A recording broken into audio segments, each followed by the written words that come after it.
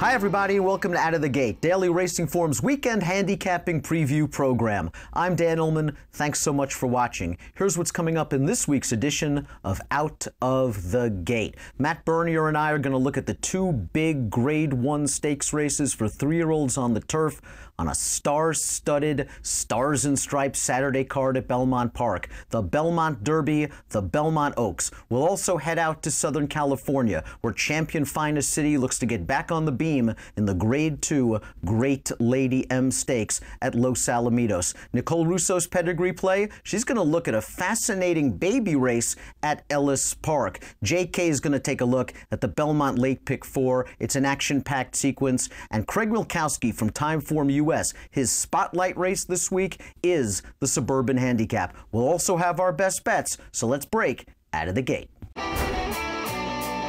We begin out of the gate with Matt Bernier and our Horse Watch segment, where we will each highlight one horse that really caught our eye over the last week, caught our eye enough to be included in our DRF Horse Watch, which is free. Head on over to the website, sign up for Horse Watch. You'll get notifications via email whenever your horse has a workout, an entry, a result, etc. Matt, a horse at Monmouth really wowed you. Well, for those of you that watched the Pick 4 video we did at Monmouth, Mike Beer and I last week, we talked about a first-time starter for Alan Goldberg called Convivial. He's a half-brother to Force the Pass, and he's by English Channel. We're going to take a look at his run down there. This is how he debuted. He comes on the far outside, and he absolutely buries this field.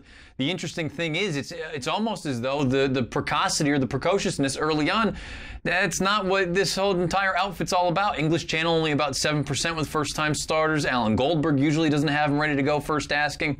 He's got the pedigree on the bottom. This is an interesting horse, 78 buyer in his career debut. We'll find out where he shows up next, but it looks like we got a promising one here. That was a really exciting performance for a career debut. He simply inhaled the horses on the lead to win going away. He looks stakes bound. Now, in the March 30th edition of my blog, drf.com/blogs, I spotlighted Seymour Deeney, who made his 4-year-old debut and just demolished the field. And I wrote, he is ready for bigger and better. He is ready for stakes competition. Linda Rice's trainer didn't agree. Threw him back into another optional claimer, won again by the length of the stretch, which is why I was very interested to see what Seymour Deeney would do last week in the State Dinner Stakes at Belmont. We're going to take a look at what Seymour Deeney did. He did exactly what he did in his first two starts, only this time through a driving rainstorm. He showed his big early speed, opened up on a solid field of horses, and he just kept right on going. He wins by open lengths again, and perhaps the best part, he earned a 113 buyer speed figure. Seymour Deeney, after this race, Linda Rice said, next time, we're going to try the big boys. The Grade 1 Forgo at 7 furlongs looks like it's on his dance card. This horse, you know, he was a high-ticket auction purchase. They've always thought he had a lot of potential. He's now run 3 times this year. He's won all of those races by a combined 36 1/4 lengths with buyers of 101, 98, and now 113. He hasn't been headed in any of these races. I think he is a very exciting prospect at distances ranging from 7 furlongs to 1 1/16. That's Seymour Deeney, trained by Linda Rice. Time for some handicapping. The Belmont Derby's up next.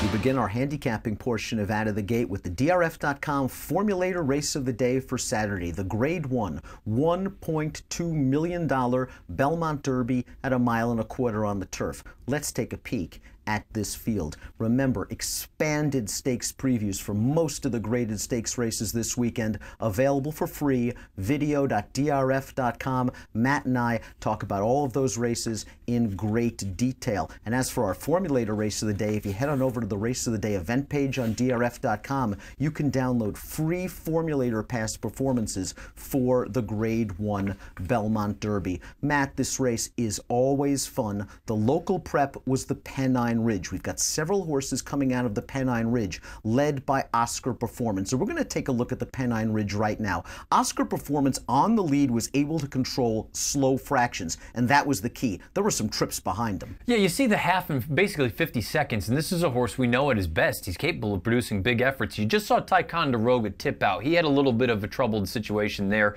angling over the heels and following Good Samaritan. Good Samaritan runs second, Ticonderoga third.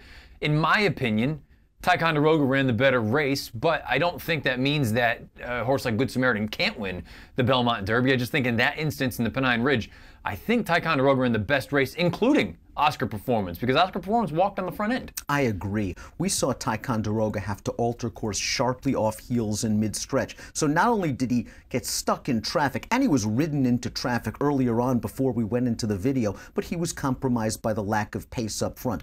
All of the advantages went to Oscar Performance on the lead in the Pennine Ridge. But the question I have for you is, isn't there a good possibility that that situation could replicate itself? Oscar Performance might be loose again. Yeah, it doesn't look like there's a lot of giant speed early on. You've got a couple of the Europeans coming over, one for Aidan O'Brien. I think he's in here for no other reason than maybe to be a pacemaker for the other horse that O'Brien sends out. But the other Euro coming over, who's got a little bit of ability, is a group winner over in France. He's going to be forwardly placed as well.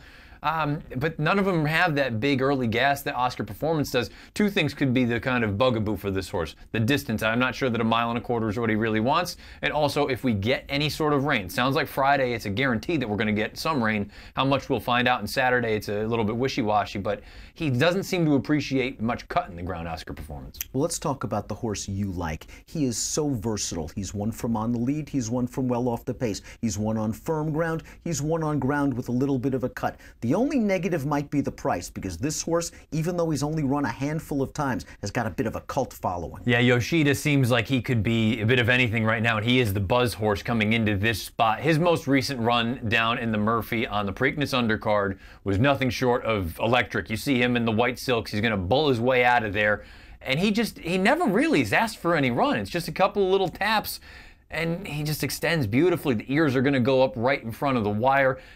I don't think he ever broke a sweat. Now, keep in mind, he had a beautiful pace scenario. Things just completely fell apart, and he was 150 out of it. But you brought up the fact that when he broke his maiden, he did it outright on the lead. This is a horse that has a fascinating pedigree. Hilda's Passion is his mom. He's got a giant turf sire over in Japan. That's why he's a Japanese bred, and they went over and bought him. I don't know what we're going to get out of him, but there's a part of me that in many ways, to me, he's the most exciting 3-year-old that we have, period, whether it's turf or dirt, because if he's capable of kind of handling the class hike, I think he could be a superstar in the making. Really exciting prospect. You saw him geared down at the end of this race. He's going to be stepping up in class. His buyers are a bit light, but our friends at Timeform US, Craig Milkowski's figs for this horse, put him squarely in the mix. He's very dangerous. You got to respect anything Aidan O'Brien sends to North America. I believe he won this race last year, Matt, with DeVille, and I think he has an interesting horse with my top selection in this race, the number 3, Homesman. Now, Homesman last time out threw in a little bit of a dud over in Europe. It was a 1.5 mile race. He was lugging 133 pounds. He was giving 14 pounds to the winner. I think 1.5 miles a little bit far. I think he was carrying a little bit too much weight. And I think the course at Royal Ascot played to horses that were up close to the pace. And this horse was trying to come from well out of it. He's a big, giant horse that seems to be moving forward and learning with each and every start. But I like him cutting back to 1.25 miles. I like the fact that he's going to get Lasix for the first time. And Aidan O'Brien, always dangerous. I think this horse is going to drift a little bit off his morning line. I'm going to use that European as well as Call to the Bar, who won a group race in France last time out, beating a couple of next out winners. Nicole Russo is going to be looking at a fascinating race at Ellis Park, a maiden race for babies on the turf. Let's go to that segment right now. Hey guys, Nicole Russo coming to you from Lexington, Kentucky for Out of the Gate. Well, summer racing is underway, and while of course we'll be talking about all those great 2-year-old races coming up at Saratoga and Del Mar over the summer, we'd be remiss if we didn't pay attention to the sneaky good 2-year-old program at Ellis Park in Kentucky. In recent years, horses who have run at Ellis as juveniles include classic placed runners Lookin' at Lee, Ride on Curlin, Medal Count, Senior Investment, Kentucky Oaks runner-up Daddy's Little Darling, Breeders' Cup Juvenile runner-up, Not This Time. It's really become a really solid program. So with that in mind, let's take a look at the 6th race at Ellis on Saturday, a 2-year-old maiden special, sprinting on the turf. A lot of interesting prospects from multi-surface bloodlines in here, but 2 who really caught my eye are Title Ready, the 5-2 pick on the morning line for Steve Asmussen, and Make Mine Neat at 8-1 for Buff Bradley and Calvin Burrell, who are off to a great start at this meet. Both first-time starters from bloodlines that suggest to me that they'll do well on turf and at this distance. Title Ready is by More Than Ready, sire of good turf runners, of course, like Breeders' Cup Juvenile Turf winner Pluck, Breeders' Cup Turf Sprint winner Regally Ready. He's also a phenomenally successful shuttle sire in Australia. Title Ready is out of the unraced Title Seeker, dam of several stakes horses, including Perfect Title, who you see here running a very good second in the Laurel Turf Cup, was also third in last year's Grade 3 River City on the turf at Churchill Downs. Title Seeker, also the dam of Grade 3 winners seeking the title. This broodmare is a daughter of the great Personal Ensign, unbeaten champion who went on to be a blue hen. It's a class family, although one more known for its success on the dirt. But can these horses run on turf? Sure. Take a look at Mr. Speaker out of Personal Ensign's daughter Salute. He posted his biggest win, the Grade 1 Belmont Derby on the turf, a multiple graded winner on turf and synthetic. This cross with More Than Ready doubles down on turf ability and probably gives Title Ready a little bit of speed. Expect nice things from him here. Now, Make My Need is by Munnings, a stakes-performing sprinter on dirt, but he's a sneaky good turf sire. His son, Ohm, is a multiple graded stakes winner on the turf. You're watching him here win the Mathis Brothers Mile. Finished second by a nose in last year's Breeders' Cup Turf Sprint to Obviously. Munnings is also the sire of Free Rose, a Grade 2 winner on turf. And Make My Need is also out of a half-sister to Silver Circus, a Grade 1 winner on the turf. I'm not overlooking this one at a price, particularly with how well the connections have been doing at Ellis. Well, thanks for tuning in. You can get more Bloodstock news and notes by following us on Twitter at DRF Breeding. And we'll be back to give you some more tips on Out of the Gate after these messages.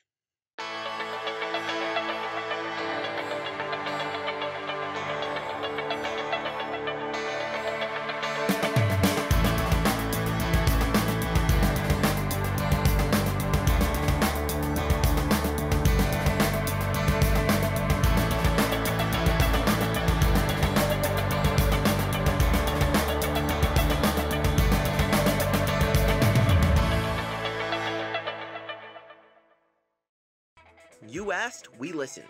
DRF Plus has more flexible subscription options. Use DRF Plus Basic for exclusive news and analysis, including our DRF Live real-time news feed. Or go deeper with DRF Pro and unlock buyers, closer looks, picks, and reports, including the DRF Daily Game Plan.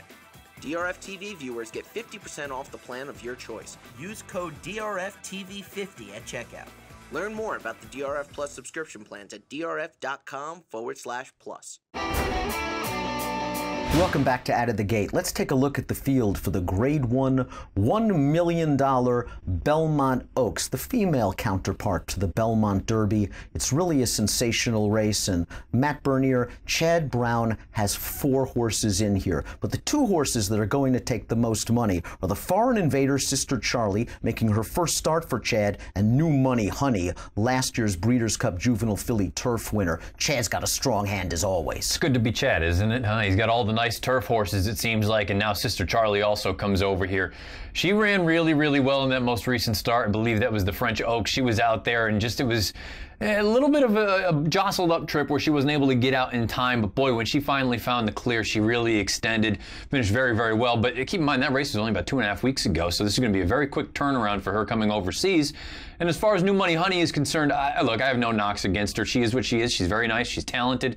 I just thought that most recent start in the Wonder again, she was just kind of out there all by herself, and the pace, there was none signed on. She could work out a good trip in here, but I just kind of want to take a shot against both of them. I agree. New Money Honey last time out did have all the best of it on the lead in the Wonder again, but we've at least seen in the past she's shown the willingness to come from off the pace. She's versatile enough to win on firm and also on less than firm going, which could be key. There's a little bit of weather expected in New York over the weekend. She's very dangerous, New Money Honey. And Sister Charlie did impress visually in the French Oaks because she was kind of bottled up in the mid-straight. I don't think she would have won with a clear trip, trip, but she was really running at the end. But she's got to deal with an outside post. We met you. When I asked you the question in the stakes preview, you were like, "Well, the outside post doesn't bother me." It bothers me a little bit. Well, and it bothers Chad too. Chad's even said as much. You know, the outside post is certainly not what they wanted. I guess I just kind of look at it and say, if you're going to be on a one-run closer to begin with, or a horse coming from the back of the pack, how much is it really going to affect you? Now, look, if you're going to be hung 6-7 paths wide in the first turn, I completely understand. But if the game plan all along is to have John Velasquez take her back and make one run, I kind of feel like at worst, what is she going to be? 3 paths wide? You're going with a loyalty play in here. You're a big fan of Bo Recall, and Bo Recall has done little wrong in Southern California. She's just happened to face the best 3-year-old filly turf horse in SoCal in her last few races. There's no Sir Cat Sally in the Belmont Oaks. Nah, I've always liked Bo Recall. I think Simon Callahan has a good one, and you made mention of Sir Cat Sally. We're going to take a look at the most recent start that they both exit. You're going to see right now Bo Recall looms up. The problem is with these fractions, it's going to be tough to run down a horse the caliber of Sir Cat Sally. I think there's some other things that go into this play, though, as well for Callahan. Send her out here for 1.25 miles. I really think that's going to hit this horse right between the eyes. And I just have a feeling that those really rock-hard, firm turf courses in Southern California, I wonder if that's not really what she wants. I wonder if she wants a little bit of give, whether you got weather or not. I think this is going to be a little bit of a more suitable turf course for her. I like her in the spot. She's a big number, and like you said, loyalty. 15-1 on the morning line. You took the words right out of my mouth. I was going to say that if there is a little bit of weather, this European bred might really appreciate it. She's run well over those extremely firm turf courses in Southern California, but she's given up the tactical advantage each and every time. I have a feeling she's going to adjust very, very well to Belmont, and we'll just see if she's good enough. My top pick in here, I have to admit, I don't want to have that much money in against Sister Charlie. I liked her French Oaks enough, but Chad also has another European entrant named Uni, and this horse showed some good speed in her most recent start against Males, the pre-Matcham in France, and it was not a strong field, but I like the way that this horse extended late. Unlike Sister Charlie, Chad's had this horse in North American's been tinkering with her for a month or so. It is a big ask, going 1.25 miles with a horse that can be forwardly placed off a little bit of a layoff. But this horse, I think, is going to drift up in price. I'm going to use her. I'm also going to use Sister Charlie in the Belmont Oaks. Now let's head to Southern California for the Great Lady M. The feature race at Los Alamitos on Saturday is the Grade 2 Great Lady M Stakes for fillies and mares going 6.5 furlongs. Let's take a peek at this field. Again, for expanded stakes previews of most of the graded stakes races all weekend long, head on over to video.drf.com. Matt and I take an in-depth look at most of the major stakes races. The story of this race, Matt, is your morning line favorite. That's the number 7, Finest City. She ticks most of the boxes. She's a champion. She's the class of the race. She draws a great outside post. She's dropping in class. She's got figs. She's won at Los Al. Why are we even trying to beat her? She's quality mare, really. There's nothing to knock about her. It doesn't matter what distance she's running at, what surface she's running on. She just shows up and she runs a race more often than not. I think the only reason I'm taking a shot against her is just simply because I think she's going to come down significantly from that 2-1 morning line. I'm envisioning something in the even money range, but there's no denying that she's way the horse to beat. Her most recent effort, she was in tough, to be sure. That was the Grade 1 Beholder Mile, and she was in against fellow champion Stellar Wind and Vale Dory, who's put together quite a campaign for Bob Baffert. Let's go back and watch the Beholder Mile. Now, we thought she was going to be on the lead in this race, and instead, she ended up basically sitting third throughout. I have to admit, I know these are two very good horses in front of her. I expected at least some sort of pop at some point. She was outpaced on the turn and was basically one-paced around there. Can you make the argument that that's a sign that maybe she's trending off form a bit? Yeah, I'm sure you could make that case if you were trying to make a really, really strong bid against her. I just kind of look at that race, and I think Mike Smith looked at it and saw the two guys on the inside. You had Bejarano and Victor Espinoza on the two big horses, and when they were both intent on going, I think Mike probably looked at it and said, at most, my filly wants 1 mile, and that's if everything goes her way. And I don't want to get into any sort of a duel. Let's take care of her. We're going to turn her back anyway because that's what her real bread and butter is. And I think at that point he just kind of said, we're out of this thing. We're going to draw a line through it. That's the way I approached it anyway. I don't want to hold that race against her. Finest City's a Grade 1 winner. Constellation's a Grade 1 winner. You're going with a horse, though, and doesn't have that graded stakes resume just yet, but boy, is she in sharp form. You know I'm Bill Sparr's biggest fan. Sky Diamonds gave Vale Dory all she could handle last time. Yeah, Bill Sparr might be, in my opinion, right there with Mike Maker, as the best claiming trainer in the country that we've got. And guess what? He took this horse, Sky Diamonds. He got her at the end of the Del Mar meeting last year, and he's just turned her into a completely different animal. We're going to take a look at her most recent run when she took a shot. She took a shot at Vale Dory, and you see her right now in the spot shadow. Vale Dory, again, razor sharp form. This is one of the best older fillies and mares that we have in the country. And Sky Diamonds comes at her. She can't quite get there, but she gets within a length. I thought this was a really, really strong effort, and maybe I'm going to be entirely wrong here, but I really think the turn back is actually going to be beneficial for her. She has a little bit of tactical speed. I don't think she's going to be coming from 100 out of it, but I just happen to think 6.5 furlongs, great Lady M. She's already run well at Los Al. I think there's a lot of things to like here with Sky Diamonds. You're right that the turnback is such a powerful angle in sort of these middle distance sprints, 6.5, 7, and she's excelled at 6.5 in the past. She's in very sharp form. I'm going to take a slight stab against Finest City with Bob Baffert, who's winning just about everything. Pretty in Cool is going to be my top selection, and I'm hoping that Pretty in Cool is going to be forward, if not outright on the lead. Her most recent race, we're going to take a look at it, was a disappointment. She's an odds-on favorite. She's on the lead turning into the stretch. And at Santa Anita, when you have this advantage as a heavy favorite, you're supposed to seal the deal. She didn't do it. It was a bad loss. And I wonder if she was feeling the effects of her start prior, where they shipped her all the way across to Belmont. And she ran into a very nice horse that day. She ran really hard. She ran really well. Maybe this race was the bounce. I'm hoping she has an easier time of it, either on the lead or pressing So Sweet It Is, a horse that is a turf horse with speed and I think is prepping for a race at Del Mar. I think this horse is going to be in a prime position turning into the stretch. I also think the price will be right for Pretty and Cool, but she's going to have to really run to beat Finest City. That one is way the horse to beat. Lots still to come here on Out of the Gate. JK's coming up. He's got a late pick 4 play at Belmont on Stars and Stripes Saturday, and Craig Milkowski's Time Form U.S. Spotlight is on the Suburban. Let's go to those segments right now. Hey everybody, welcome to the JK Play of the Day. We're going to take this one out to Belmont Park in beautiful Elmont, New York for the Stars and Stripes Day. A lot of great turf races here, also some good dirt stuff mixed in.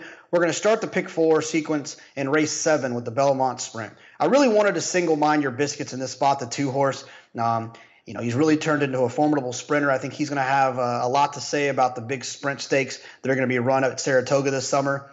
But that was kind of the reason that I got a little bit less confident. I feel like they're not pointing exactly for this spot. Could be a setup leading him into the summer for some really well sought after grade 1s that they'll be running up in Saratoga Springs. So because of that, I used him as an A horse, but I'm also going to use Unified as an A horse. Notice this race is run at 7 furlongs. A lot of these horses excel at 6, 6.5, and 7. But I think Unified's kind of sneaky coming. He's one that's shown the ability to go a little bit longer. He's run well going 7 furlongs. The last race wasn't ideal at what was a really short price, getting beat by Green Grotto, who shows up here. I think he'll respect Green Grotto a little bit better this time. He'll sit right off of him with that outside post, and he'll get first run on Green Grotto. And I think he's one that could be dangerous when the world is betting Mind Your Biscuits. Unified could still slip through with a little bit of value. In the second leg, ice cold single here, 1 A horse, and that's the 12, Sister Charlie. Hop on YouTube and take a look at that last race. I believe the name of the race in France was the Prix de Diane. Anyways, you'll look at her. She's got on green silks. I mean, she couldn't get in more trouble. Trouble after trouble, stopped, shuffled, stopped, trouble, and still finds a way to finish on in a grade 1 race over in Europe. We've talked about it many a times. If they run well over in Europe, coming over here to a firm surface, getting Lasix for the first time, could really be something that helps these horses improve. I would assume that this horse is going to be really tough to beat, the 12, Sister Charlie. You go on to the Suburban. I wish I could get a little bit more creative here. I really don't see how they beat Shaman Ghost. I'm going to use Shaman Ghost as an A horse. He's just better than these horses. The 1.25 miles will be no problem for him. He was in less than ideal spot last time at Pimlico. I think he'll improve off of that effort. I'm going to use a B horse in here, a horse that I've been following for a long time, former claimer, and that's the horse Follow Me Krev from California for Vladimir Serin. Tough break last time at Santa Anita when running against Cupid. Kind of got eliminated at the start. Did get a little bit of a setup after that with a pretty honest pace in front of him. Came running. I think he could be kind of one that will be ignored a little bit with Keen Eyes taking some money for Todd Pletcher, Matt King Cole for Linda Rice. I think Follow Me Krev could creep up a little bit and could present some value. Still don't see how they beat Shaman Ghost. Race 10, listeners of the Players Podcast know where I'm going to be here. I'm going to be on Arklow, the 6 horse, who knocked me out of a big pick 6 on Derby Day, and I've sworn to not leave Brad Cox off a graded stakes race, turf races anymore. Besides that, the horse ran huge that day. The inside wasn't exactly where you wanted to be on the turf course. He was on the outside, but nonetheless lost a ton of ground in a really good field, ran really well first time in a stakes race on the turf at Churchill Downs. But the number 7, Yoshida, off of that explosive performance on Preakness Day, look for him to come back and show and stamp himself as one of the best 3-year-old turfers in the world, hopefully. And then I'm going to save a little bit with the 1 Good Samaritan. Obviously, he's having a hard time finding the winner's circle with bad trip after bad trip, and there's no way I'm going to leave a horse off like Oscar Performance, who's going to be on the front end in a 1.25 mile race at Naira, when a lot of those races are usually run with pretty slow paces, and I'll use those 2 horses underneath. Good luck. We'll see you next week. Hi, this is Craig Milkowski for this week's edition of Out of the Gate for Timeform US. Today we're going to look at the Suburban Handicap being run at Belmont Park on Saturday. The first horse I want to talk about, and the morning line favorite and probably heavy favorite, is Shaman Ghost. Shaman Ghost ran second to begin the year to Arrogate in the Pegasus. Then he went to the Santa Anita Handicap, and he won fairly easily, beat Midnight Storm, who was in top form at the time, and Follow Me Krev, who we'll talk about later, who's also in this field. And he did it with a 129 speed figure after a 133 in the Pegasus, so he's clearly a top grade 1 horse. He then showed up in the Pimlico on Preakness weekend in the Pimlico Special, which was a bit of a step back class-wise. It was a grade 3, but the reason he was there most likely is the horse that the owner, Frank Stronach, also owns Pimlico and probably wanted to win his signature race. He was 2-5 that day. He had a wide trip. He was ridden like a 2-5 shot. And he struggled a little bit with Dolphus, but was able to finally get up late. Dolphus is a horse who's running at Prairie Meadows in their big race for older horses this weekend. Up-and-coming star. So I wouldn't put a lot of stock in the 125 figure. He looks like a 130 horse and a solid favorite to me. The Timeform US pace projector shows that Matt King Cole should be able to get a clear early lead. He has some good speed figures as well. He's consistently run 125 or higher in his last 4 races. He is the second choice on the morning line, which gives me a little bit pause for concern. He's stepping up a bit in class. You can see he's been running in lower class races. Our race ratings that range from 115, 119 last time at Penn. The 126 is the time he did lose, albeit by a neck, at Charlestown. But I am a little concerned. He's been running against much lesser competition. You can see in his 3 wins, he was odds on every time. So it's 7-2. That's a little bit of a short price for me. The third choice is Keen Ice, who we're all probably familiar with. He has 2 career wins. He broke his maiden as a 2-year-old, and his only other win was in the Travers at Saratoga, beating American Pharaoh, and his only loss as a 3-year-old. Keen Ice is just one of those horses, though. He needs everything to go perfect. It doesn't look like there's a lot of speed in here. And as usual, he's probably going to be an underlay. He has run into some slow paces, so if things got hot, maybe things could go his way. He's running the Arrogate 3 of his last 4 races. But, I just think a 4-1 morning line, if he's anywhere near that, he's probably not worth a bet. The horse that interests me along with Shaman Ghost for the win is number 5, Follow Me Krev. He's 8-1 on the morning line. We're hoping to get something like that on Saturday. He's got some nice figures. He's come back from a layoff with a 123, 24, 27, 28. So he's progressing a little bit, getting better as he gets older and gets more in form. His last couple starts, he's run into the red-hot Bob Baffert barn, losing to Collected and Cupid. And in particular, he had trouble in his last race at the Santa Anita Gold Cup, where he was bumped at the start, kind of taken out of the race early, a little further back than he wants to be. The pace wasn't overly hot that day. It was solid, but I think the start definitely hurt him a little bit, and he probably could improve on that 128. Now, as mentioned earlier, he did lose pretty decisively to Shaman Ghost back in the San Anita handicap, but I do think he's a little better horse this day, today than he was then. I don't know if he'll be able to beat Shaman Ghost, but I think he's worth a win bet here. And I'm also going to play an exacta box with the favorite Shaman Ghost. That's it for Timeform US's segment today. Now back to Dan in the studio. Time for our Saturday Best Bet segment. Matt, where are you going? Graded stakes all over the place at Belmont Park Saturday afternoon, but one of them for 3-year-olds, it's the Dwyer. It's 1-turn mile, and I'm going to go to Nick Zito and Giuseppe the Great. Giuseppe the Great is a horse. He's lightly raced. He continues to improve each and every time. We're going to take a look at his most recent start in the Woody Stevens. Nobody was going to beat Bob Baffert this day. Obviously, he had American Anthem in this spot. But look down on the inside. That's Giuseppe the Great. Tyler Gaffalione put him in a really nice position. He shoots through. The debate is still there to be made that maybe the inside wasn't ideal on Belmont Stakes Day. Certainly wasn't good the day prior. And you're going to see once Gaffalione gets him out and probably about the 3 or 4 path toward the end, this horse continues to extend and he finishes really, really well. You're going to see, you won't see here in this spot, but in Formulator, you can look at the gallop out. He finished with a lot of gusto. Makes me think that additional distance is what he wants. Maybe this is the beginning of getting this horse going longer. Maybe a race like the Travers down the road for Zito and company. I'm going to give Giuseppe the Great a look here in the Dwyer. Yeah, he has taken a step forward with each and every start. He looks like he's going to be a solid third choice in this race. I believe he's 5-1 on the morning line. I am going to Delaware, race number 10, the Cape Henlopen Stakes, and I'm going with the number 9, Aquaphobia, who is at 10-1 on the morning line.